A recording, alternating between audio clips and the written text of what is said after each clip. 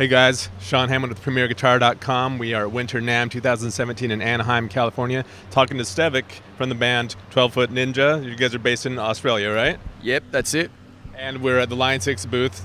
Stevik has a signature model here called the Shuriken, right? You want to tell us the story behind that? Yeah, sure. So I've been using Variax technology for quite a few years, and always felt like I was compromising a bit on what the guitar was, the technology and the guitar, sort of distinguishing them as slightly different things. So I was able to collaborate with Line 6 and the Yamaha guitar development team and basically create the kind of guitar that I think Batman would like to play. So this is what you're seeing here. Now, I noticed like out in the lobby here, we're in like an ISO booth, and out in the lobby out here, there's a bunch of these on the wall with Shuriken on the headstock. Yep. Is this like one of the first prototypes or one of the final prototype? Yeah, this is like the prototype before what you see out there. One that you approved, and then they went ahead with production. So, I've toured the States with this guitar. We were out here late last year with bands like Seven Dust and Hell Yeah and Nothing More, all now friends of ours. And holds up. So why don't you tell us, just run through all the specs? Sure. So the first thing that's different about this is it's got a 27-inch scale neck, and the reason for that is got to do with how the Variax brain works. So a lot of people make the mistake of, presuming that it's MIDI or something like that. But the way I understand how it works, you've got vibration of a string vertically and horizontally. That comes down into the piezo saddles here. It goes through DSP that's built into the guitar, which has like a Jedi crystals and a flux capacitor, and out comes this. So it's I can't actually tell. I mean, I've been using this for a while, but it's instant.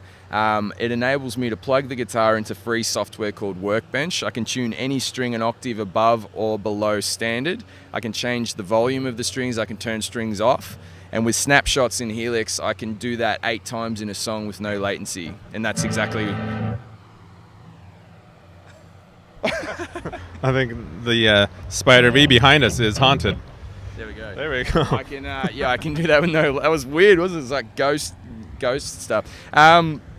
Where was I? Yeah, so you can do it 8 times in a song, and that's controlled with your Helix control? Yeah, just control with the Helix, but it's happening in the guitar. So, it also has a magnetic pickup, which is... Is that something you chose, or is it like existing technology on... I don't use pickups. Just the piezos. Yeah. But this is a Line 6 pickup. I think they call it the Bones model. It's for sort of heavier guitars. You can pull that out. You can put whatever you want. I actually want it to be a button that I press and licorice comes out of the 1/4 inch. I don't use licorice. Red or black? Red. Oh, black. Actually, I think about it. But it's red gotta be black. Could contrast with red. But that's a feature I'm pushing for it. If this guitar goes off, that could be the next thing. I mean, you can choose your flavor. I don't know, mango. I like mango licorice. It's not really licorice, but I've got to try that. It sounds good. So what about the body woods and all that? Were you pretty particular on that, or does it not really affect the tone as much since you go on piezo? Or? It does. This is an elder body, and when I created a prototype with a guitar luthier from Sydney called Charles Cilia, and he makes killer guitars. I'd say he's one of the best, if not the best, like custom luthier in Australia. And he built, he picked out the woods for the original version that, based on my drawings and stuff. And that had an elder body, and it did something with the way the technology works. The thing that is trippy that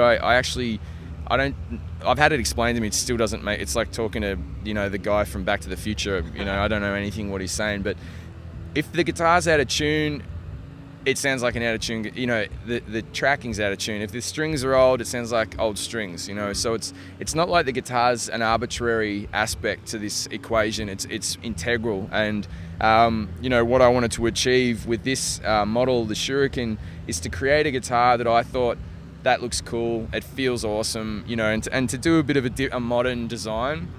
And Pat from the Yamaha guitar development team, did things like with the contouring, so it sits in your body, and we've got the fret markers a bit lower, so it's got a natural feel to it. It's very balanced. It's not like offset guitars, sometimes you let go and the neck's like all over the joint. This sort of feels really good. I was surprised to hear you say it's 27-inch, and because it doesn't really look like that's all some baritone guitars are 27-inch, but you got the bridge further back, so that kind of helps it look more like a normal guitar. Yeah, it doesn't look like I'm sort of Andre the Giant or playing or a Smurf or something. You know, it's natural looking.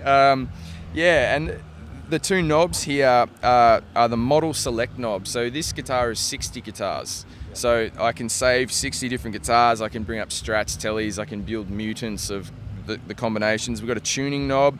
I can save it in the guitar, and you can use it with a 1/4 inch and plug it into whatever modeler or amp you want. But to do all the feet stuff, I use the Helix with the VDI cable. Now, I was going to ask, you know, the Variax guitars have been around in multiple variations for a long time. Is the brain and the software all brand new with this guitar too? It's modified to suit the guitar. So there's certain filters that I guess work in conjunction with the physical shape of the guitar, and that's the thing that is mind blowing about this tech is that if I played a guitar that was shaped like a friggin', I don't know, octopus or something, it would actually alter the tone of the brain. So that gets modeled into the software, and I've built a lot of the models that are in there based with Workbench. Super weird tunings, but I think the thing that makes an integral difference is the scale of the neck with this bridge. Tracks the, you know, licked by a whale kind of sounds of subterranean, like punched in the head by a train stuff. Like when you go down to, you know, and it affects the elasticity of the action. And no, the action stays the same. The physical tuning is remaining the same. So this is in drop D. So that's the brilliant thing, is if you want to play that low on a normal guitar, you have to play a fence.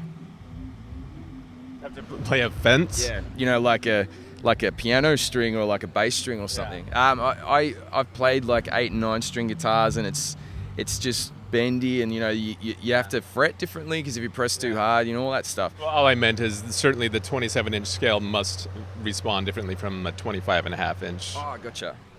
Yeah, fair call. Yeah. But back to the models and all that. So for a long time, the Variax guitars have had like emulations of a Rickenbacker or a banjo or whatever.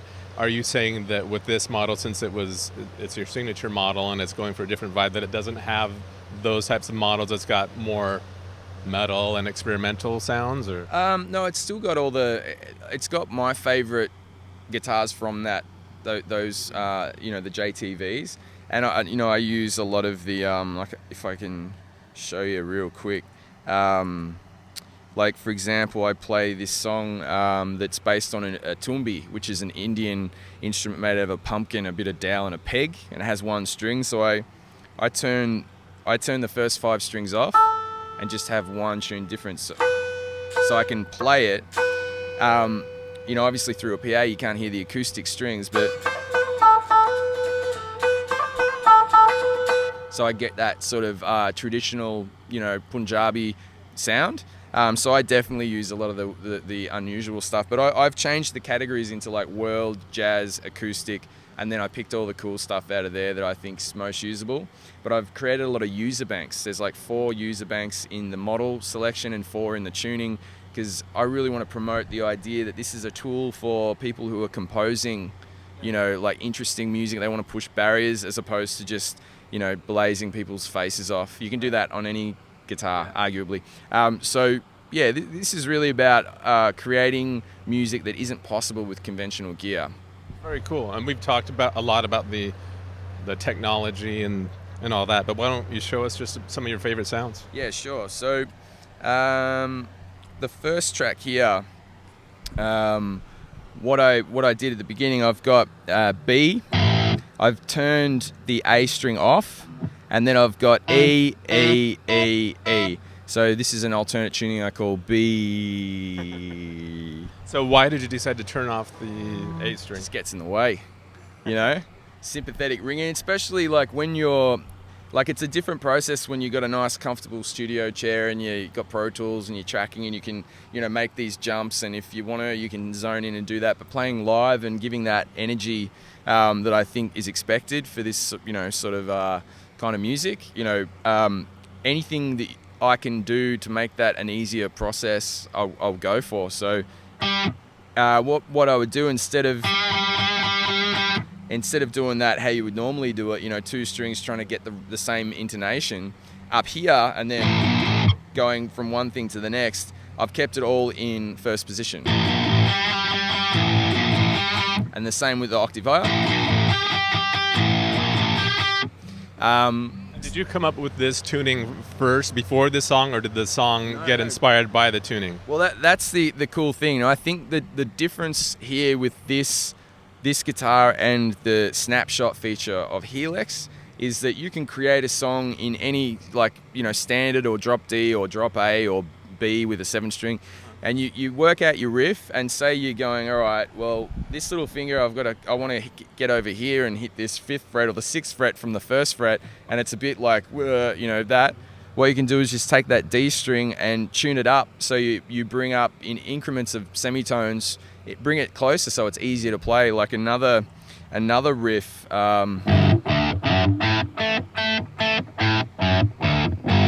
That's like the kind of tuning that you make when you accidentally bump the headstock, you know what I mean? Right. But why I did that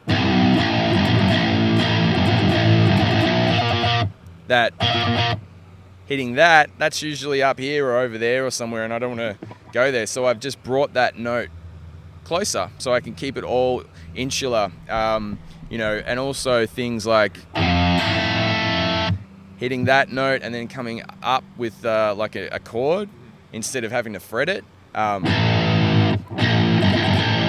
It just makes life easy. And then I can go from that kind of a sound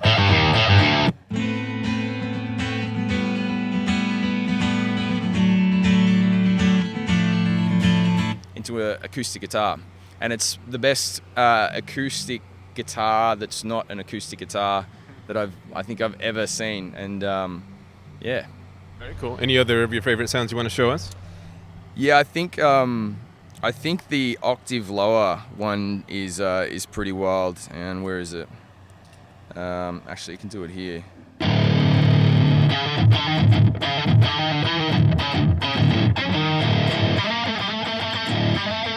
If I play the riff right. But yeah, you can play an octave. Cool to me. Thanks, man. And that there is just, to be able to jump from that to an acoustic guitar in any tuning I want, the tension of the strings doesn't change, and there's no latency between changes. That just opens up what you can do from a compositional point of view and a performance point of view, in ways that just aren't possible with conventional gear. Super cool. I mean, and I gotta say, it's clear that even though the technology is amazing here, that you are using it in a way that, frankly, most players won't. I mean, it's a very different way of approaching things. So kudos for being creative in that way. It's unique. Thank you very much. Yeah, I mean, the biggest hope that I have is that other people, I start hearing this music being created that knocks me off my chair, and I'm like, that is really cool. Because it is a whole other way of looking at guitar. Instead of being restricted by standard tuning, you bend the guitar to your will. How much is the guitar going for? I believe, now I'm not the sales dude or whatever, but I believe it's $13.99 or $12.99 or $13.99, around that price. And is there pretty much just one model? There aren't different levels or options? I think it's a bit like Henry Ford and the car thing. You can have any color you want as long as it's black. So it's that kind of vibe. At the moment, it's this, which is actually, when I was drawing this up, the Christopher Nolan Batman was actually an inspiration. Really did inspire it? Yeah. Well, I mean, when we play, there's a whole ninja vibe, and I wanted something super stealthy, and this works. And I think you could get it. I've seen dudes wearing cardigans and stuff playing it. It doesn't look that weird. So at the moment, this is the aesthetic vibe, but I've also seen it with a natural top, and it looks super cool. So I'm pushing. If people get into the guitar, I'm pushing for other finishes. Very cool.